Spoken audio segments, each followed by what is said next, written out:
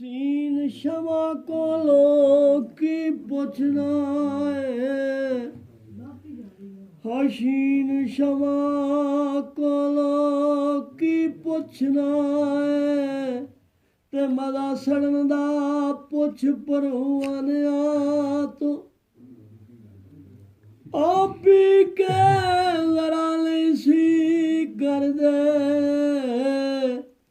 ਤੇ ਕਦਰ ਪੀਣ ਦਾ ਪੁੱਛ ਮਸਤਾਨਿਆ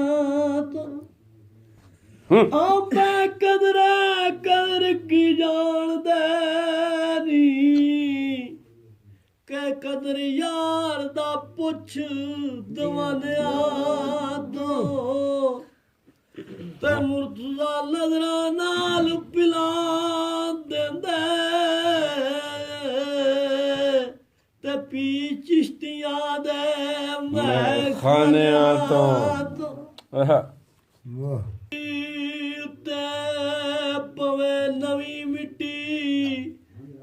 ਤੇ ਫੁੱਲ ਉਗਦੇ ਆਰਦੇ ਹੋਰ ਯਾਰੋ ਤੇ ਉਸ ਮਿੱਟੀ ਦੀ ਕਾਇਆ ਬਦਲ ਜਾਂਦੀ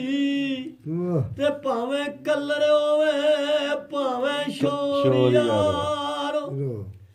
ਉਸ ਕੇ ਚਮਦੇ ਵੀ ਖਰੇ ਹੋ ਜਾਂਦੇ ਤੇ ਲੱਗੀ ਹੋਵੇ ਸਰਕਾਰ ਦੀ ਮੋਰ ਯਾਰੋ ਤੇ ਨਜ਼ਰ ਪੀਰ ਦੀ ਕੁਤਬ ਬਣਾ ਦਿੰਦੀ ਮੁਰਤਜ਼ਾ ਜ਼ਾਲੀ ਹੋਵਣ ਭਾਵੇਂ ਚੋ